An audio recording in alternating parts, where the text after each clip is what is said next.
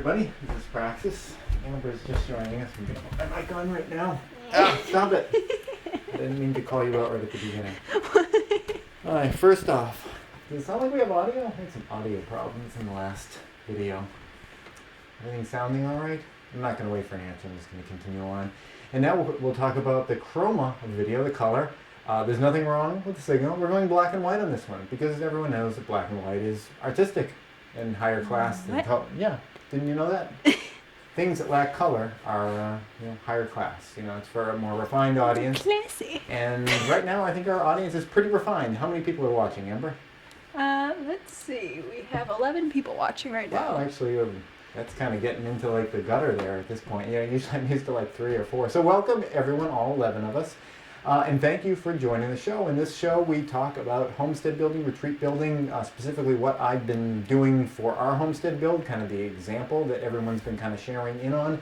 But if you have any interest in your own homestead build or your own retreat build or any types of sort of construction-related stuff, especially as it relates to preparedness, sustainability, permaculture, all that kind of stuff, this is the place to ask questions, bounce them off me. I've done a lot of different things. I have a lot of different experiences, some of them positive, some of them negative, and I think the negative ones are just as informative, if not more so than the positive ones. I know I learn an awful lot from my mistakes. So this is the forum where you can ask all that kind of stuff. Oh, there's a little zap upstairs. River said he had a fly upstairs in his room. He had a little bug zapper whenever he gets a fly, so I guess we just took care of that problem. This is an exciting show today, as they always are, of course, because we have a lot going on. In addition to just the regular kind of forum where you guys can hit me up with any questions that you may have. I have some new highlights about what's going on at the Homestead, the 2.0 today that I recorded this morning. Today was a really long, grueling day. It was just, I don't want to use the word grueling. It was a really long, productive day. That's left me feeling as though I had a grueling day. It started very early. River and I kind of overslept. I've hired a new person to help us out. His name is Josh. You're going to see him pop up in the series. I don't know, like about a week or so.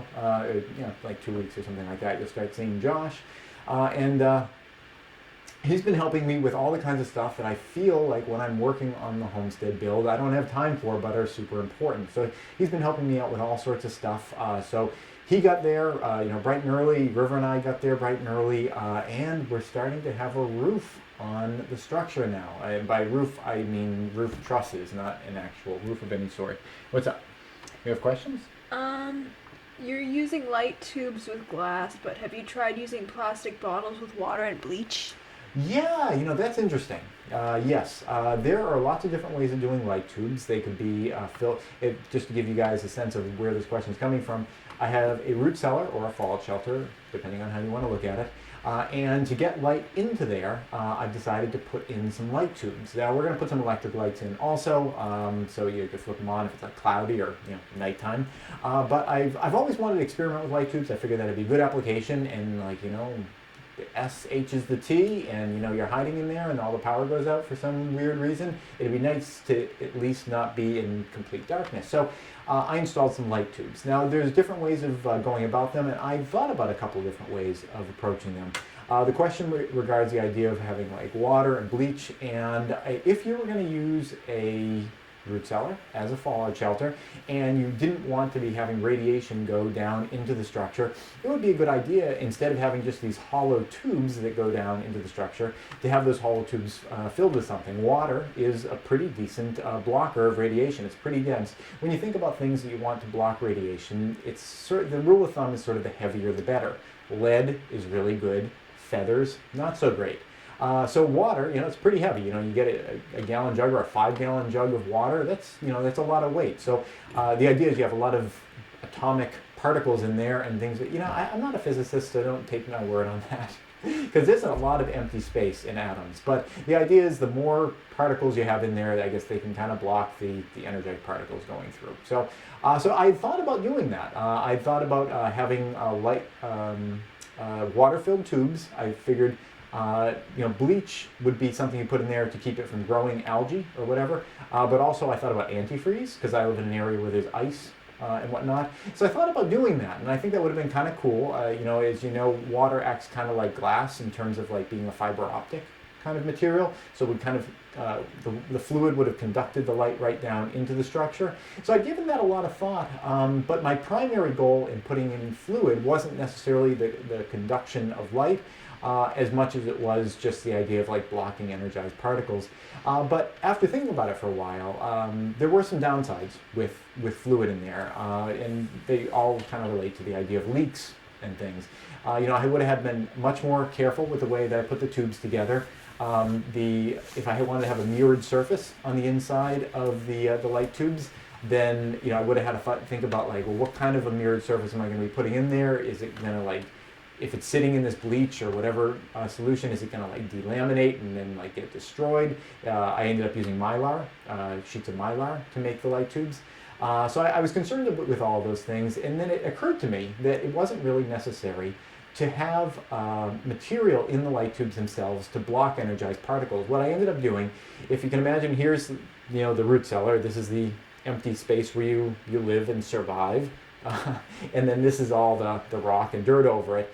I'd originally thought about the idea of having the light tubes just go straight up. There's like the clear surface and the conduit that's filled with fluid in this case, and then there's your living space underneath.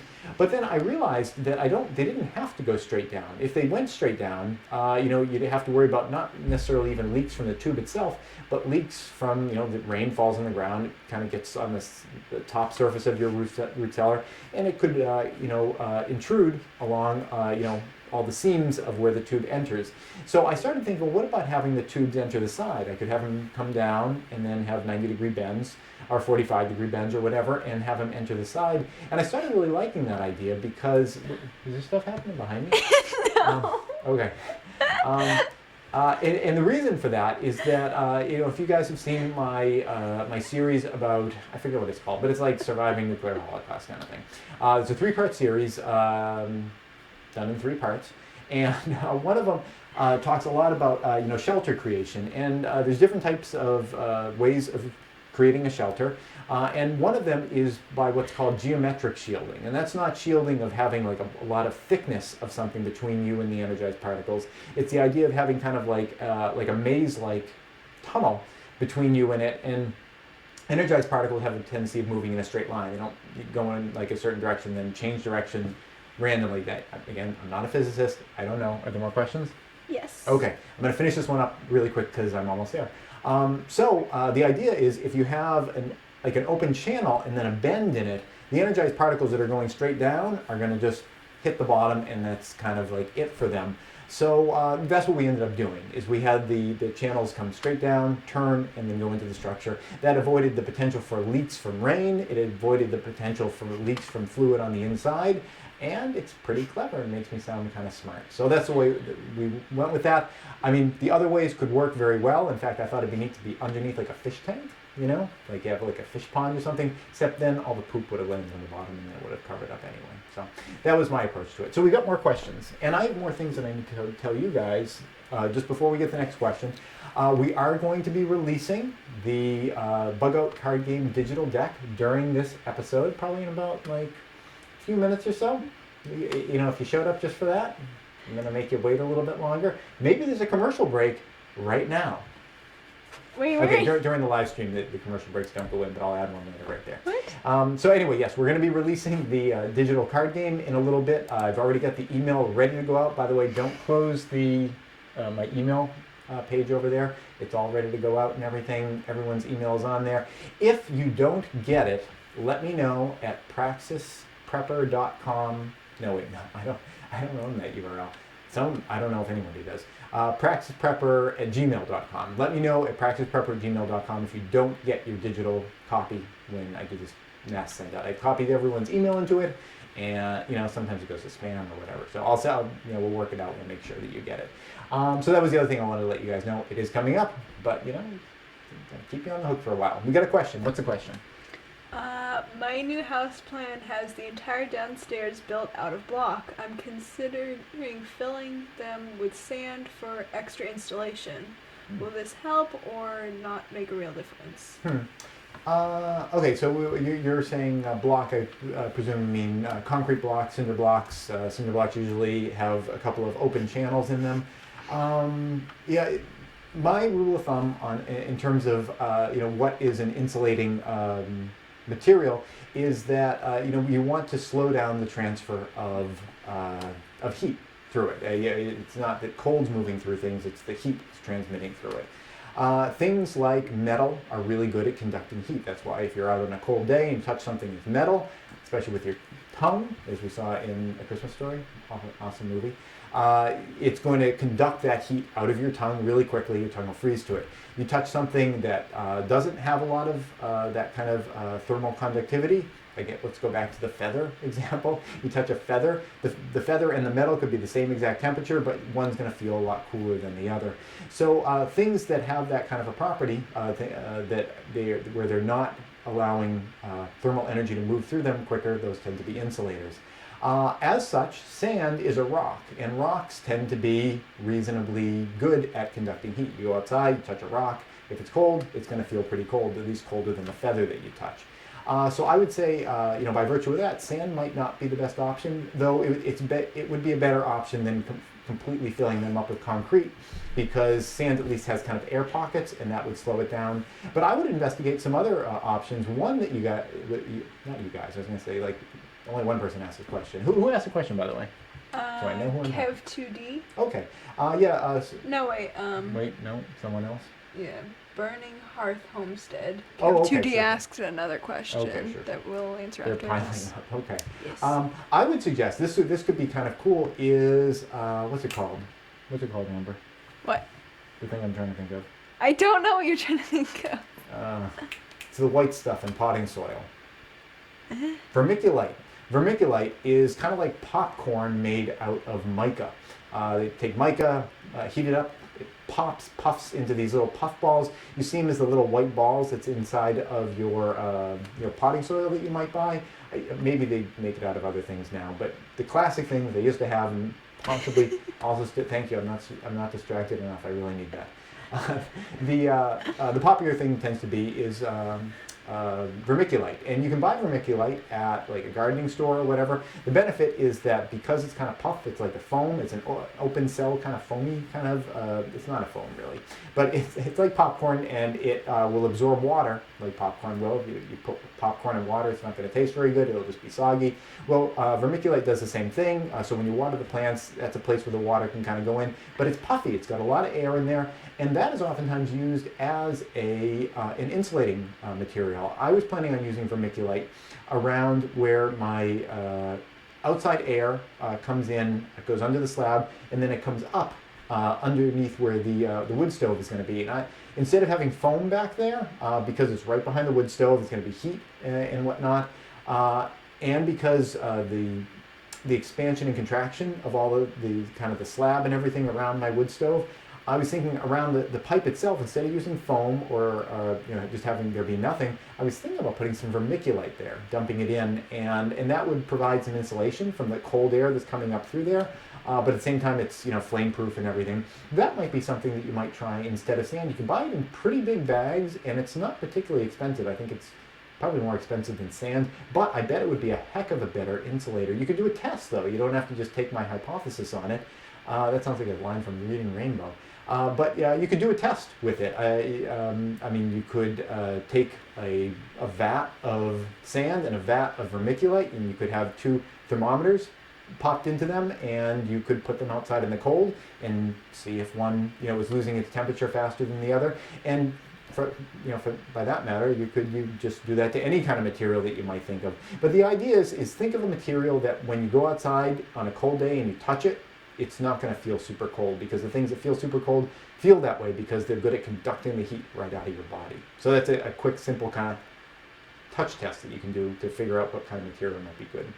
Just leaving them empty with air is a pretty good insulator as well. What's the next question? And can I have my tea? Thank you. It's hot. It's hot. Yeah, that's the nature of tea. I like having a little table next to me when we do these, but I don't know. I thought I used a box last time, but I couldn't find the box. Anyway, what's up? That's what he said. What? Just innuendos. Okay, continue. No. There was a Kev question, I think. After the Kev question, we are going to release Wild, that digital card game. Okay. So, blame Kev. It's Kev, right? I I think it's Kev's question. Yeah. Okay. What's Kev's question? Do you have any advice on turning a typical concrete shed into a shelter? Cavity block construction, sheet metal, galvanized steel roof, ground level? Okay. I'd have to know a shelter from what. I'm thinking we're talking about a shelter from radiation. I'm gonna answer the question as though we're talking about a fallout shelter, because that's what I was talking about earlier. So I'm presuming that that's what you're talking about. And yes, I have some tips. You don't have to build like a whole thing underground, like the way that I did. There are lots of ways that you can do something pretty quick and rudimentary. If there was ever a situation where you felt that there was the possibility of some kind of a nuclear exchange and you wanted to kind of make some preparations so that you could make your situation a little bit better, there's all sorts of ways that you could do that. And again, I would refer you back to the 3-part series that I did all on this topic. In fact, my favorite video in that series is the one on shelter building. I'm not throwing it out there because I'm making money off it. In fact, it's been demonetized as being offensive to people. Of all my videos, it's like, why that one? I don't know. But it's a demonetized video. You can check it out, and it goes over all this kind of stuff. But the basic idea is, like I was saying earlier, is just lots of heavy stuff. You want to get lots of heavy stuff around yourself in lots of different directions. Now, if you had a block, a concrete block shed or something like that you had pre-existing, and you wanted to make it more radiation proof, what you can do is just have to add more to the walls. Now, just blocks themselves, especially if they're empty concrete cinder blocks without any concrete poured on the inside, they're not going to be particularly good at blocking radiation. You probably want like at least a foot or so of concrete. It's about like 3 feet of dirt is equal to about like a foot of concrete. So you'd want your walls to be about like a foot thick to really do some decent halving of the radiation that's coming through them. And a cinder block is not only not foot thick, but also it's got all these empty holes in it. So even if it is like a full 8-inch or even 10-inch block, you still want to add a little to it. So what you could do is you can shovel dirt up around the thing. I mean, if you mound over it, you could do it that way. You'd probably want to reinforce the inside, maybe put some, I don't know what the word is for, but some bracing on the inside to kind of hold back the weight of the dirt on the inside. Because if it wasn't intended to be kind of backfilled, then you could get some caving pressure, going that direction. You probably want to brace across the floor, and maybe at mid-level or something like that. Again, that's not like an optimal sort of comfort area, but it's better than being buried under a broken concrete wall that collapses on you in the middle of like an emergency. So that would be something you could do. If you don't want to mess with that, again, we talked about water earlier. Water is a great way of blocking radiation because it's very dense, very heavy. What you want to kind of aim for is for every square foot of surface area, be it on the sides or on the top, you want to think about 90 pounds of stuff.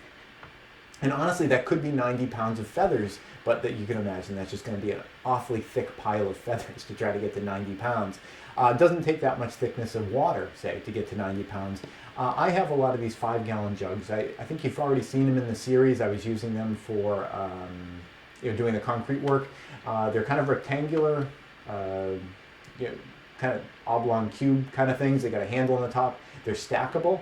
And I'm going to be storing those in the root cellar, and the idea being that if it ever needed to be used as a fallout shelter, I could take those and kind of stack them up against the entryway. Now, I do have some geometric shielding, the way that the entryway comes in, but you can always add more, and plus water is a good thing to have. So I was thinking about kind of using those. If you could get access to stackable, rectangular sorts of water storage units, not only could they offer you, drinking water during the event, but also they could be used as shielding. And it's almost kind of like poetic the way that it's like at first when the event first happens, the radiation is super high, and you want to have like an entire wall of these things.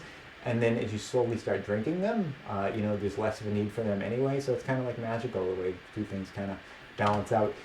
On that fact, you can drink water that has had radiation pass through it. The radiation doesn't have any magical effect on the water. It's still hydrogen and oxygen bonded together. The radiation can strike it, and it can destabilize them, and the hydrogen can fly off or whatever. But the water itself doesn't become radioactive unless it actually gets radioactive dust material into it. But if it's in a sealed container and it's just exposed to that radiation energy, it doesn't make the water poisonous or anything like that. You can still consume the water as long as it hasn't gotten any kind of dust into it. I hope that answers your question, but if you want more detail, again, I've got that video that you can check out. I'll put a link in the description down below to it, but it has a lot of information on that. And there's a great book by Crescent Kearney that goes into detail about how to do all this kind of stuff, retrofit a pre-existing structure and all this kind of different approaches for it. So why don't we, before we go into any more questions, I'm presuming that there are some, there probably aren't though, because I'm just feeling very unpopular. But before that, let's go, I didn't show you where it was. If you want to click over to the, I'm sorry, this is behind the scenes stuff, you're not really supposed to do this. All right, it's the 9:20 video right there. I'm jumping the gun. I was going to the wrong thing. It was very unprofessional. Okay, you want to go to my email. Let's go to my email. Okay, and here's the email. It's just about to go out. In fact, I'm going to send this out, and then while it goes out, we'll play the video that I was going to jump the gun and show just a moment ago. So let's hit send, and there you go. Voila. The world now has the digital deck of Bug Out, if you were one of the people that had ordered it. So now let's go to the video, and while everyone savors that 13-page document or whatever, we will watch what was happening today on site. I don't know which one it is. It's the one that's labeled 9:20, because that's today's date. Oh, okay. Hey everybody, so I recorded this morning, and you can see there's been a lot of progress in the past several weeks from the difference between where we are in the series and what's going on right now. Just this morning we put up this first roof truss. Really sketchy. I'll tell you about how that went up earlier. I mean, we kind of had a system for it, but still it was a little bit like, ugh, when we were in the middle of it. I'm going to bring you in through the front entrance here, and you can see that there's the doorway area, and there's one post that's not quite put into place yet. I'm leaving this area pretty much open because we have to bring in a lot of gravel later on. River's here with me, Josh is with me. Josh has been hammering all of these floor joists. He's been putting extra nails in them, making them a little more secure. River, that doesn't look totally safe. How about you go on the other side of the ladder? Okay, yeah. See, we're not supposed to jump on that stuff, okay? It's not a playground, okay? It's more of a construction site, all right? All right. So yeah, we're leaving this wall open because we need to bring a bunch of gravel in, because this whole area where River's walking, the final floor is going to be another foot or so higher than that. We're going to be laying down a bunch of this pink foam insulation in here, and then we're just going to be piling on top of this a lot more gravel and rock and stuff like that to just get more thermal mass in here. So when the wood stove, which is going to be right here next to the incoming air vent, when the wood stove is here, it'll have a lot of just thermal mass to sink its heat into, so it'll moderate the temperature. Where we're going to go is up though, so we're going to go up the ladders. I'll show you where we've been working most of the time. Okay, and here's the first floor area. We just got this all boarded up. There's only one wall that's not completely boarded, but otherwise this is pretty much all set. Just this one wall here, there's just a few more boards that need to go in there. And River is going to bring us up to the top level where we've been doing most of the work lately. And I'll show you what that is involved. All right, my dad's here today as well. And he is helping to get all these posts ready. Right here we have these already pre-existing, but we're adding these two little side posts to each one of them, and that is going to be supporting the main weight of that thing that was really awkward to get up earlier this morning. We have to put up 11 of those. That's number one. There's 10 more to go. The pieces for them are all pre-cut here on the deck. All this stuff here, all this stuff over here, these are all pre-cut pieces for assembling these. Each one takes 9 pieces of wood to put together. It was difficult putting this one up because as you're lifting it, if it happened to tip a little bit too far off the side, there's a long drop down there, and it's hard for you to get your body onto the other side of it to stop it. So we used some boards that were attached to it to kind of help control it. There's a safety strap that we put on there. I got to say, when it was actually going up, it was, I was a little bit nervous about it, but it ended up working out. I think that there was some luck involved in that, though. So this is the stage of where things are right now. I'm going to be building the rest of these trusses today, or maybe not the rest of them, but as many as I possibly can. I've got them getting built in this area here on the ground. There's a clear area, and I have cleats for the corners. So one corner goes down in here.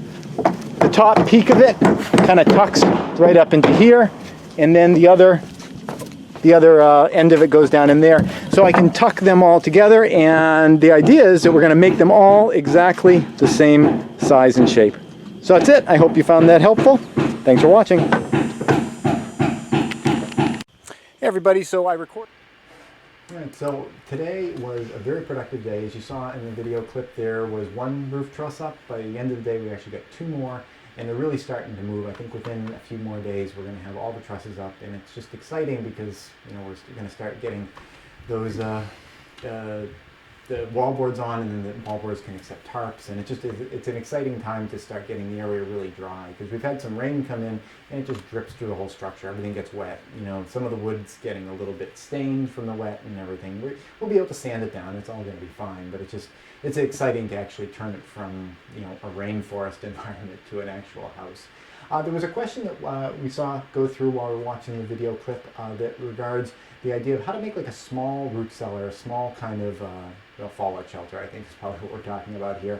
And there's a couple different ways of doing it. If you wanted to make something that was particularly comfortable, I would suggest doing something with cinder blocks or whatever. But there are some really simple and rudimentary approaches that I was reading about in that Crescent Kearney book that, again, I mentioned in the that 3-part series really heavily, and it's a free download actually. If you do the title search, it's like, again, Crescent Kearney is the author, and it's like survive. You know what? Just watch the series. I have a link to where you can download the book for free, because the guy just wants to get the information out. It's fairly well researched. But one way that you could make a very simple, I'm just going to call it a fallout shelter, because I think that's kind of what we're all talking about here. One way that you can make a very reasonably quick and simple, and by quick I mean is related to in relation to other ways that you could do it, is to just dig yourself a trench, and the trench can be maybe like 2 or 3 feet wide or so. Get it down a couple feet down into the earth, and then put some boards across the top of it. On top of the boards, you might want to put like some tarp or plastic or whatever, and then you essentially just kind of bury the boards with lots of dirt. You want the boards to be nice thick boards. They're going to hold up the earth. Now, a setup like that's not going to be like a permanent setup. That's kind of like like, oh shit, there's something going on. We hadn't gotten anything. What are you doing? I can see you in the monitor. Okay. Sorry. Because I'm not over top of the camera. That's kind of like this is not something we weren't necessarily expecting, or it wasn't something that we were anticipating was going to happen like right now, but we want to do something. And that could work fairly well. It would be fairly uncomfortable, but it would give you an opportunity to just get out of like the high radiation zone. And during most of the research that's gone into this talks about the idea of there being a couple of week period where things would be really awful, and then you have an opportunity to kind of get the hell out of there, get to a new environment. You'd be exposing your body to high energy particles while you're fleeing, but as long as you keep yourself sheltered during that first week or 2 weeks, depending on what's going on, you're going to avoid the highest levels of exposure. And our bodies are accustomed to various amounts of radiation. I mean, it comes from outer space all the time. It comes out of the rocks and the dirt. Radiation is part of existing on Earth. It's or the universe for that matter. Our bodies have a capability of withstanding a certain amount of it, and even if it's an acute dose, as long as it's short term, and then you get out of that area, it doesn't have to be the end of the world for your family. I mean, you might get cancer in a couple of years, but at least you would be able to survive it. So there's all sorts of very simple ways, and instead of me trying to pantomime them here, I really highly recommend you check out that series and check out that book. And that just about brings us to 9 o'clock. So I guess that's the end. We have more questions. Yeah, I'm sorry, we just can't fit them in tonight. But thank you guys so much for them. Remember your questions, and next time we do this, I would love to get hip up with. Wow, what a wonderful problem to have. Sometimes I do one of these videos and it's just kind of like nothing going on. So I appreciate the questions. They make it more enjoyable for me, and I think more helpful for you. Did we hit all the high points? I think we hit all the high points. The only thing is no one's giving a shout out a super chat in forever. And I'm not asking for one. We're going to cut out before you even have a chance to do it. But I don't get no super chats no more. What's up with that shit? That's it. Thanks for watching.